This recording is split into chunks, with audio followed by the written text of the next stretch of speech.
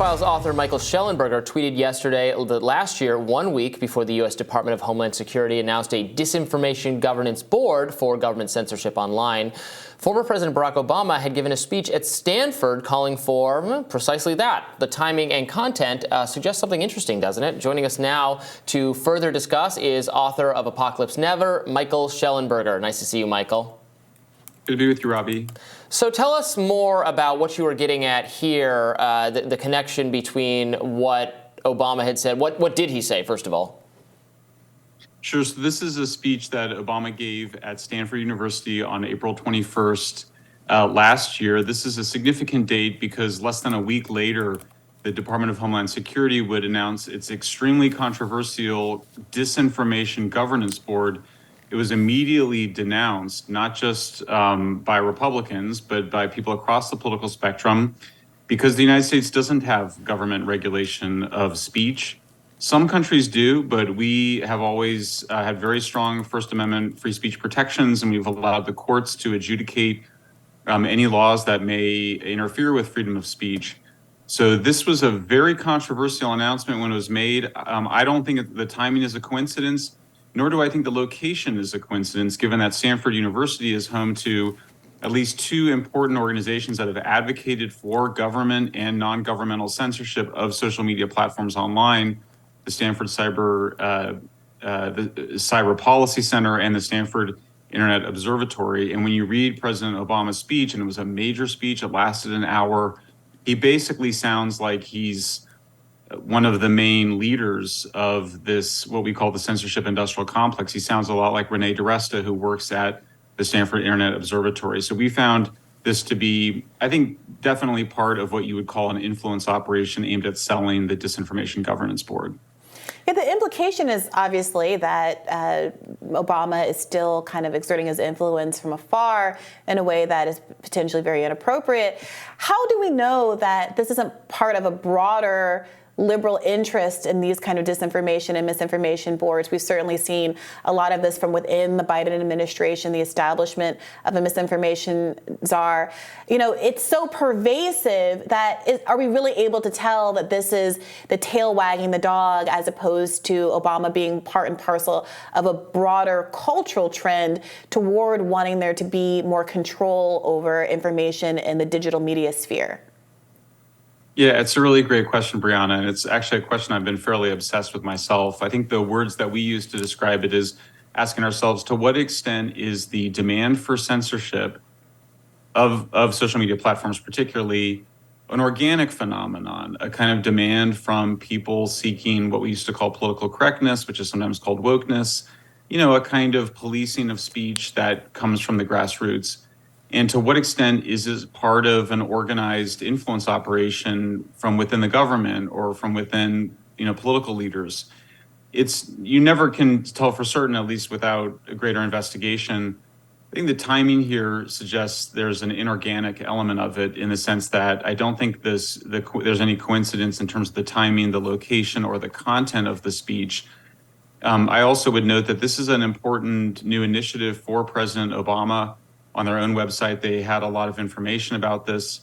I think that they thought that this would be controversial, and they wanted to, the people involved reached out to a very popular former president, a president I voted for twice and still have a lot of affection for, even though obviously I'm quite critical of his decision to do this.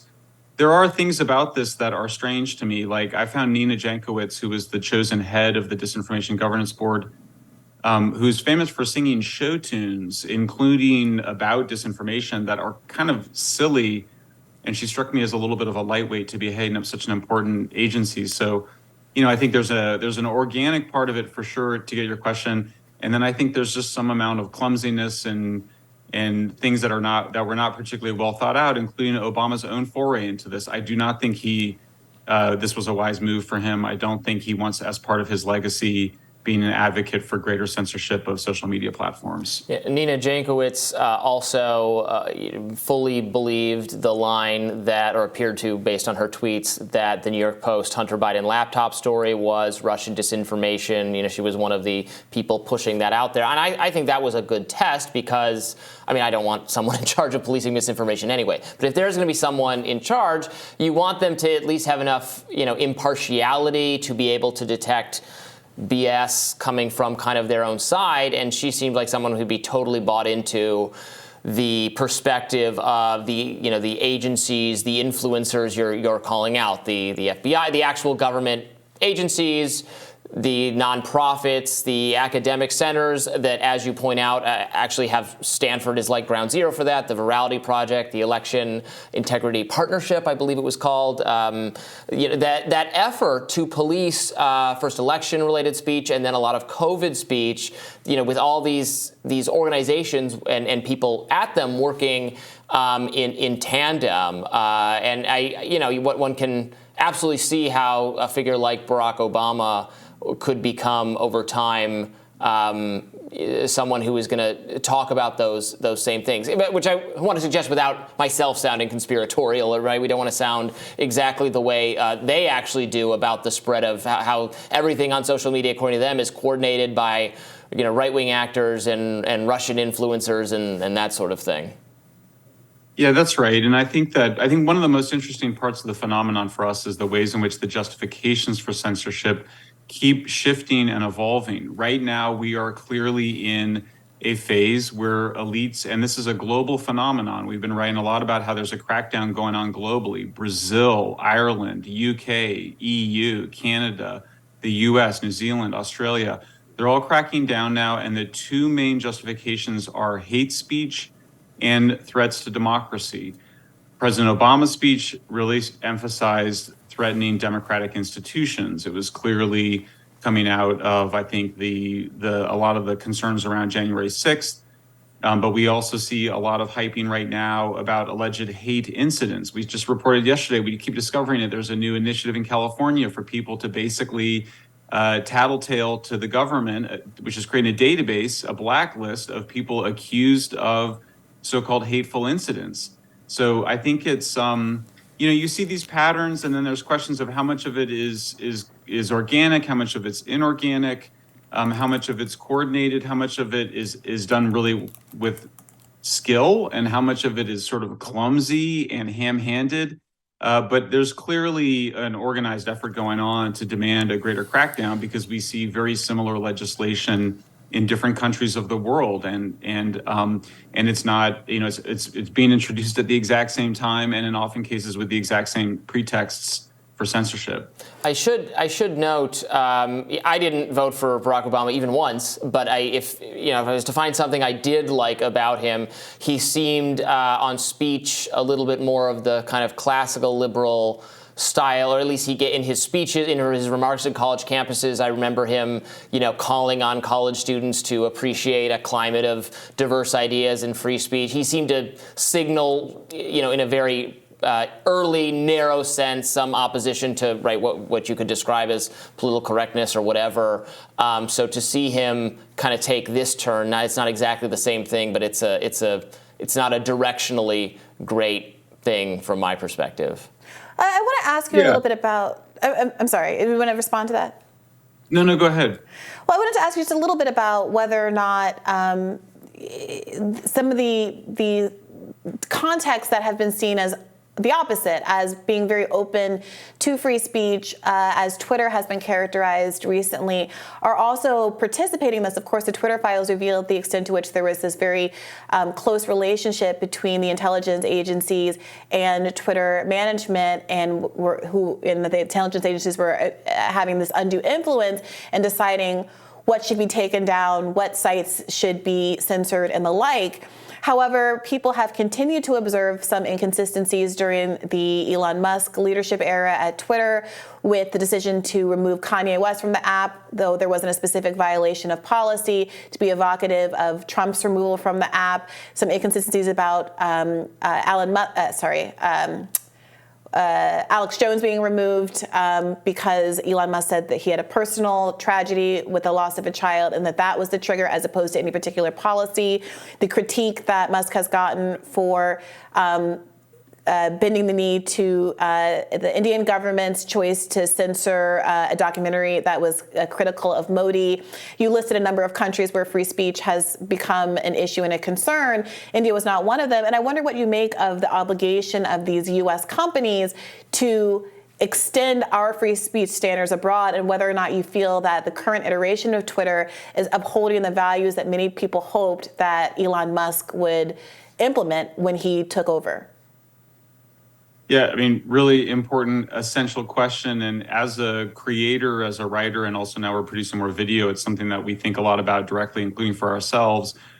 Our own philosophy is that we want our content at Public, our Substack publication, to be on all the platforms. And Elon wants Twitter to be a platform for creators. Big news, obviously, that Tucker Carlson decided to go to Twitter, of all places, to produce his content. We are also directly producing content on Twitter. We're directly producing content on Substack, and we're going to also produce content on a WordPress site, in part so we can be in Google search. Our view as creators is that we want to be on every platform because there is no guarantee that the platforms won't censor us, that some of them may go beyond what governments are requiring. On the specific India issue, I don't know the details of the current case, but I would note that there was a lot of Twitter having to respond to Indian government demands for censorship in the pre-Musk era. I have not done a close evaluation of it. I'm very skeptical of many of the groups that are criticizing Elon on this, in part because on the one hand, they're saying he's censoring too much from places like India. On the other hand, they say he's not censoring enough in terms of the whole state-owned labeling issue, which, as you may remember, was resolved by him taking away the government-funded media label from the Canadian Broadcasting Corporation and National Public Radio. But then he also took it off of Russia Today, which is the Russian state-owned platform. Apparently that came from Walter Isaacson, the biographer of Steve Jobs and Musk and others.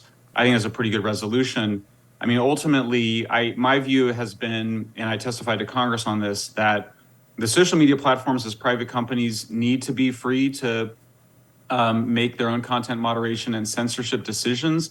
They should be required to be transparent about those decisions, since that's more speech, more transparency, and that governments should not be involved in making demands for censorship at all on these social media platforms. In fact, I'd like to see the European countries and the countries around the world, which already have had restrictions on speech much more severe as ours, I'd like to see them demand American standards of free speech. I don't think a lot of people realize that in the United States, but we do have the freest speech really of all Western nations. That's pretty well established.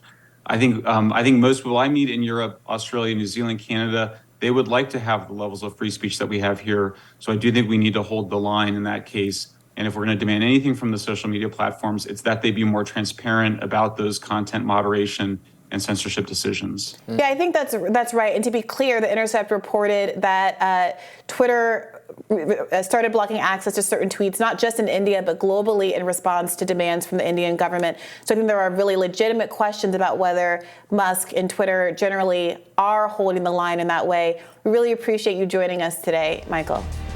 Great to be with you guys.